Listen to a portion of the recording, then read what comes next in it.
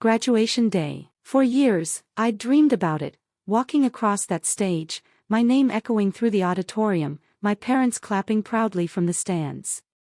I'd imagined the hugs, the photos, the proud smiles, the "we're so proud of you, honey," that I'd waited to hear since I was 12.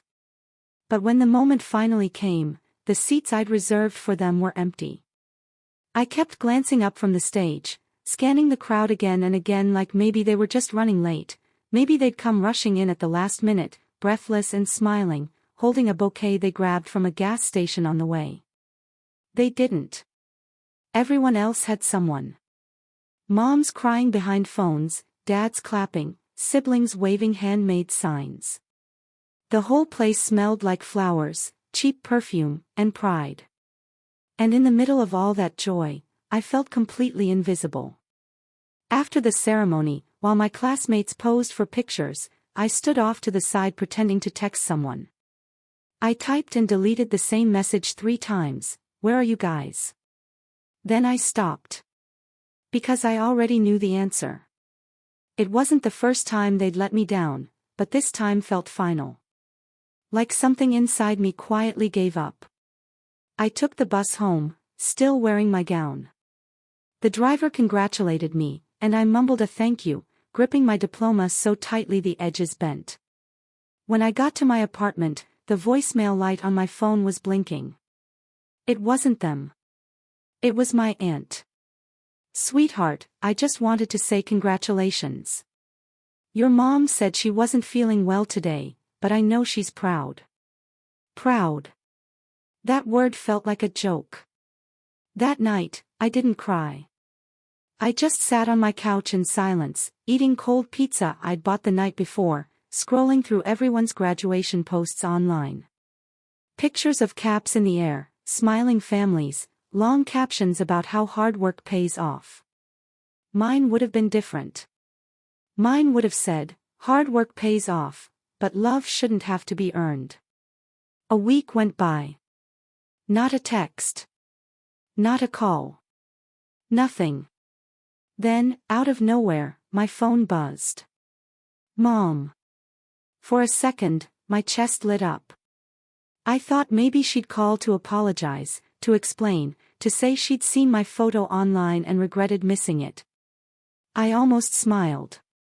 Then I opened the message. "Hey, we need to borrow $2,100. Emergency. Can you send it today?"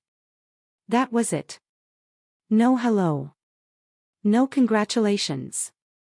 No mention of the graduation I'd begged them to come to. Just money. I stared at the screen for a long time, half in disbelief, half in some kind of numbness that words can't describe. $2,100. That was more than my rent. More than what I had left in savings after paying for my final semester on my own. I replied slowly. "Can I ask what it's for?" The dots appeared. Then disappeared. Then appeared again. Finally, my dad texted back.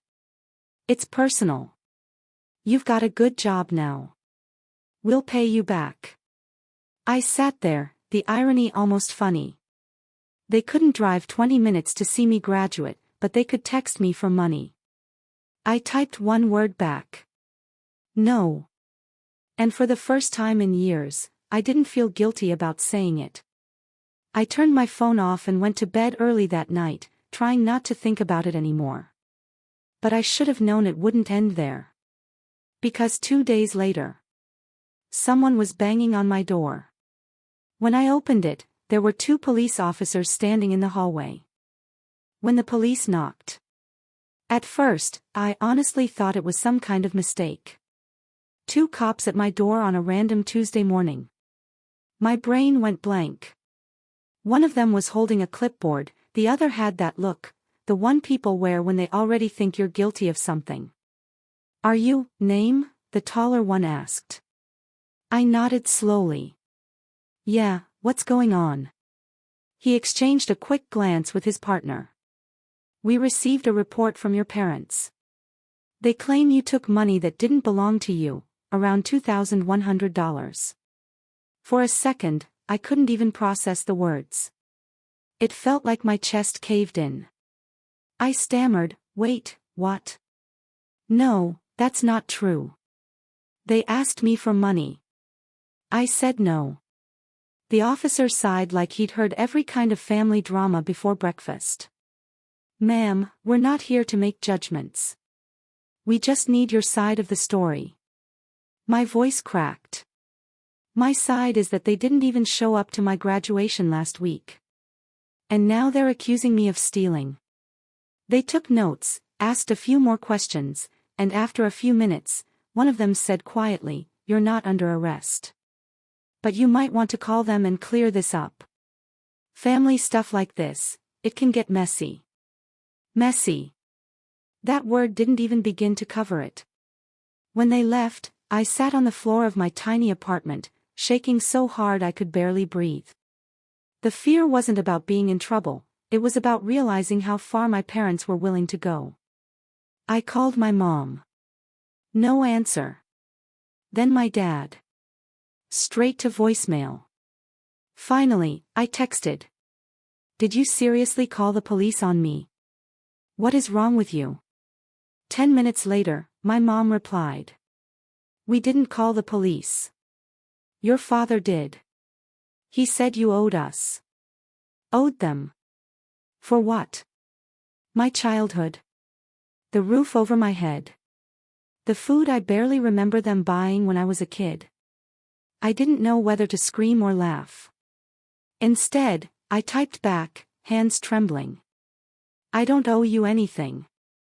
I blocked their numbers. For the first time in my life, I meant it.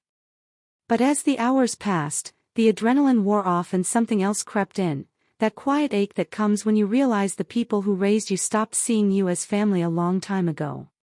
That night, I sat in bed scrolling through old photos. Birthdays, Christmas mornings, family trips. My mom's hand on my shoulder in every picture, my dad smiling proudly beside me. It was like looking at ghosts. I tried to remember when things started to shift, when love started feeling like a transaction, when every favor had strings attached. Maybe it was when I stopped needing them financially. Maybe it was when I started saying no. The next morning, I woke up to a voicemail. It was my aunt again. "Honey, your parents are really upset. They said you're keeping their money. They want to fix things before it gets worse." Worse? How could it possibly get worse? Then she said something that made my stomach twist. "Your mom mentioned something about the inheritance. Maybe that's what this is really about." I didn't even know there was an inheritance. I called her back immediately, but she wouldn't say more, just that it was complicated, and that family secrets have a way of surfacing when money's involved. And that's when it hit me, this wasn't just about $2,100. This was about something much bigger.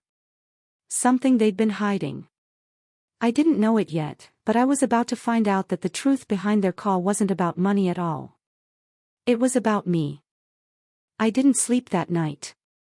Every time I closed my eyes, I saw my parents' faces, not how they looked recently, but how they looked when I was little. My mom in the kitchen, her hair tied back, humming along to old country songs while cooking. My dad is out in the driveway, fixing the car, yelling for me to hand him a wrench. Back then, I used to think they were unstoppable. Now, they felt like strangers who happened to share my last name. I spent the next day digging. I called my aunt again, twice. No answer.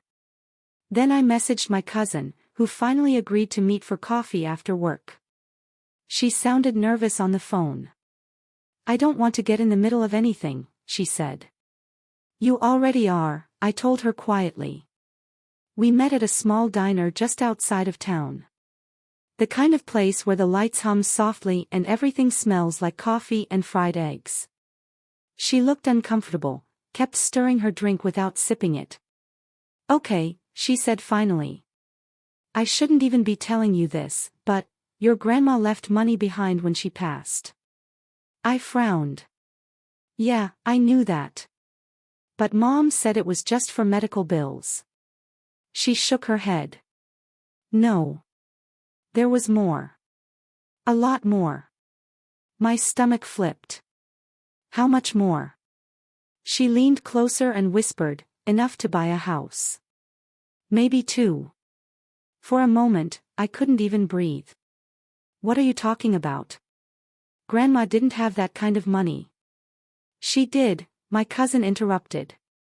She sold some property before she died. But here's the thing, she wanted you to have part of it. Not your parents. You. I just sat there staring at her. The air in the diner suddenly felt too heavy to breathe. That doesn't make sense. Why would she leave anything to me? She sighed. Because you were the only one who ever took care of her near the end. Remember those months you stayed over during college breaks? Helped her with her meds, cleaned her house. I nodded slowly. Yeah, but I just did what anyone would have done. My cousin gave a sad smile. Not everyone. Your parents barely visited. Grandma noticed. The pieces started clicking together in my head. My parents missing my graduation. The sudden demand for money. The fake police call. The mention of inheritance. It all started to form a picture, an ugly one. I whispered, so, they tried to take it. My cousin looked down at her cup. They already did. It felt like something inside me shattered. What do you mean already did? They convinced the lawyer that you didn't want it.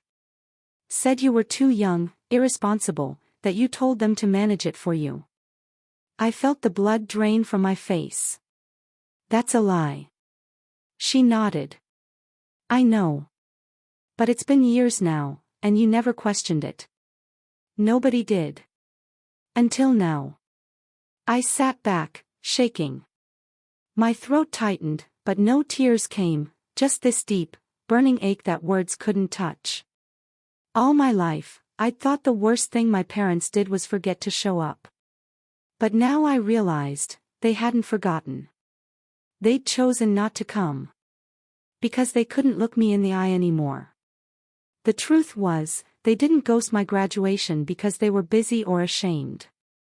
They ghosted it because they were guilty. They'd stolen from their own daughter, and built an entire lie around it. When I got home, I pulled out an old shoebox from under my bed. Inside were photos, letters, and one small envelope Grandma had given me before she passed. I'd never opened it, she'd told me, save it for when you really need to remember who you are. My hands trembled as I tore it open. Inside was a single folded note in her shaky handwriting. If you're reading this, it means you've seen through them. Don't let their lies change your heart. You are nothing like them, that's why they fear you. I broke then. Years of anger, confusion, and silence came flooding out. I cried until I couldn't anymore. But under all the pain, there was something else, clarity. For the first time in my life, I saw my parents exactly as they were. Not as villains. Not even as family. Just broken people, so consumed by greed and pride that they forgot how to love. That night, I started writing everything down. Every message, every date, every lie. I wasn't sure what I'd do yet, maybe call the lawyer, maybe confront them face to face. But I knew one thing, I wasn't going to stay silent anymore. Because sometimes, the only way to honor the truth is to speak it, even if it destroys everything that came before. And deep down, I knew, the real confrontation hadn't even begun yet. I drove to their house 3 days later. Not because I wanted revenge, not even because I wanted the money back, but because I needed to see them. I needed to look at them and hear whatever excuses they'd come up with to justify betraying their own daughter. The closer I got to their neighborhood, the heavier the air felt. Every streetlight, every familiar house from my childhood, looked different now, smaller, faded, like time had peeled away all the warmth and left nothing but truth. Their driveway was empty. For a moment, I thought they weren't home. But then I saw the flicker of TV light through the curtains. I sat in my car for a full minute, my fingers gripping the steering wheel, trying to steady my breathing. Finally, I got out and walked up to the door. My heartbeat was so loud I could feel it in my ears. When I knocked, I half expected no one to answer. But then, the door creaked open. My mother stood there in her robe, her hair pulled back, eyes tired but sharp. The same eyes that used to light up when I came home from school, now just guarded, cold. "Wow," she said, almost surprised. "You decided to show up." "Yeah," I said quietly. "Guess I learned that from you." Her lips tightened. "Don't start." "Start what?" "The truth." I stepped past her before she could stop me. The house smelled the same, coffee, detergent, the faint scent of my dad's cologne, but it felt foreign. Like walking through a memory that didn't belong to me anymore. Dad was in his recliner, watching TV. He didn't even look surprised to see me. "Well," he said, muting the screen. "If you're here about that money, you can stop right there."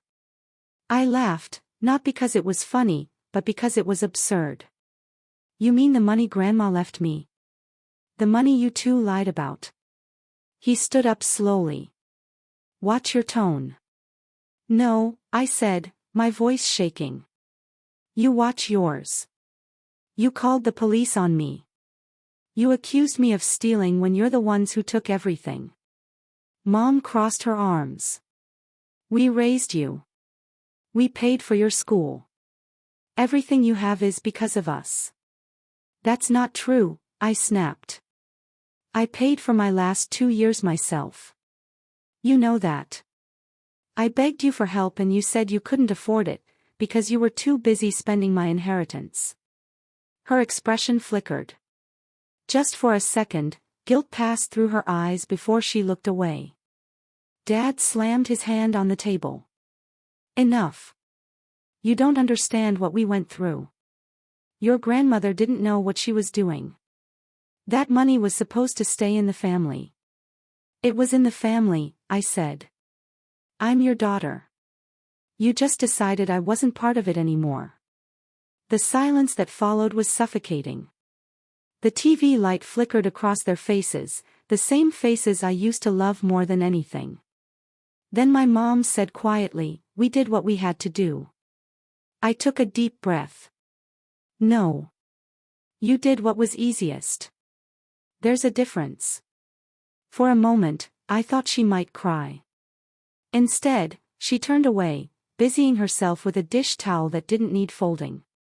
"You've always been dramatic," she said softly. "Always the victim." That broke something in me. All the years of trying to be the good daughter. The one who worked hard, didn't complain, smiled through the disappointment. I'd carried the guilt, the silence, the loneliness, all to keep this image of family intact. But standing there, I realized, there was nothing left to protect. I pulled the envelope from my bag and dropped it on the table. It was Grandma's note. "She knew what you did," I said quietly. "She saw you for who you were. And now I do, too." Dad's jaw tightened, but he didn't say a word. Mom finally looked up at me, her voice trembling. "We didn't mean for it to turn out like this." "Yeah," I whispered. "Neither did I." I turned to leave. My hand was already on the doorknob when I heard her voice behind me, smaller now, softer, almost like the mom I used to know. "Wait," she said. "If we give you what's left, will you forgive us?" I stopped, but I didn't turn around. "Forgiveness doesn't come with a receipt," I said. "You can't buy it back." And then I walked out, for the last time. The air outside was cold, but it felt cleaner. I sat in my car, shaking, not from fear but from release. For the first time in years, I wasn't carrying their guilt anymore. As I drove away, I saw the porch light flicker in the rearview mirror, like a dying heartbeat in the dark. And even though my chest ached, I smiled through the tears. Because that night, I didn't lose my family. I finally stopped losing myself. It's been 6 months since that night. 6 months since I walked out of that house and never looked back. For a while, everything felt strange, like I was learning how to breathe again. Silence had a weight to it. My phone, once filled with calls I dreaded answering, now stayed quiet. At first, it hurt. The emptiness. The realization that family, for me, wasn't the people who raised me, it was the people who stayed when everything fell apart. I thought that was the end of the story. Until one afternoon, a letter arrived. It came in a plain white envelope with my grandmother's old attorney's name stamped on the corner. I almost didn't open it. I'd had enough of family drama, of legal documents, of ghosts from the past. But something about the handwriting, my name written in ink, neat but faintly shaky, made my hands tremble. Inside was a short note from the lawyer and a sealed envelope with Grandma's initials, E.M. I sat down on my kitchen floor, legs crossed, heart racing. When I opened it, a small key fell out, silver, worn at the edges, and a folded letter in her handwriting. "My sweet girl," it began. "If you are reading this, then you have found the courage I always knew you had. I couldn't protect you from their choices, but I could give you the chance to start fresh, away from the noise, away from the lies." I felt my throat tighten. "The key belongs to a small cabin by Lake Marin, the one your grandfather built before he passed. It's yours now. No one else knows about it. Not your parents, not the lawyer. It's my gift to you, a place where truth can finally breathe." I didn't even realize I was crying until my vision blurred the words. Grandma had known. She'd seen it all, the manipulation, the guilt, the way love in our family had slowly turned into control. She'd seen through it, and instead of fighting with them, she'd chosen to give me something no amount of money could buy: freedom. That weekend, I drove out to Lake Marin.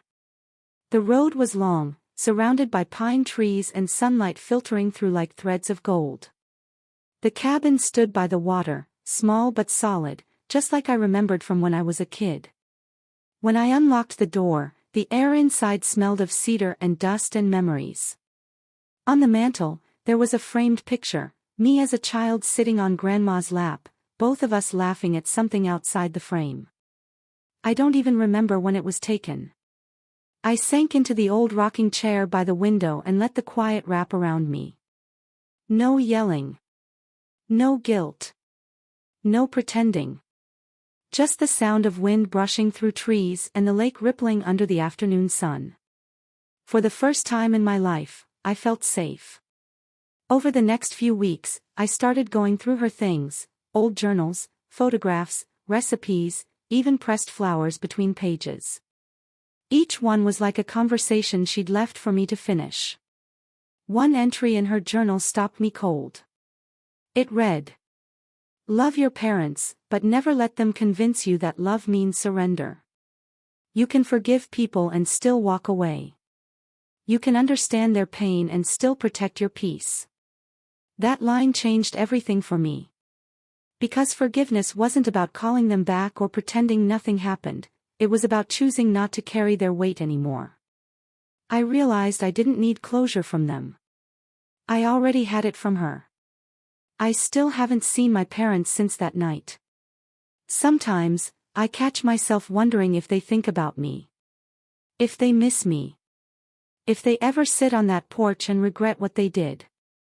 But I've learned not to wait for answers that never come. Now, when I wake up in the cabin and see the light stretching across the lake, I think of her, of the woman who saw the best in me when everyone else saw what they could take. And in a strange, quiet way, I think of my parents too. Not with hate. Not even with sadness. Just acceptance. They taught me what love isn't. Grandma taught me what love is. So if anyone ever asks about the $2,100, or the police, or the inheritance, I just smile and say, that was the story of how I lost everything I thought I needed, and found what I actually did. Because sometimes, family doesn't end where the bloodline does. It begins where the truth finally starts.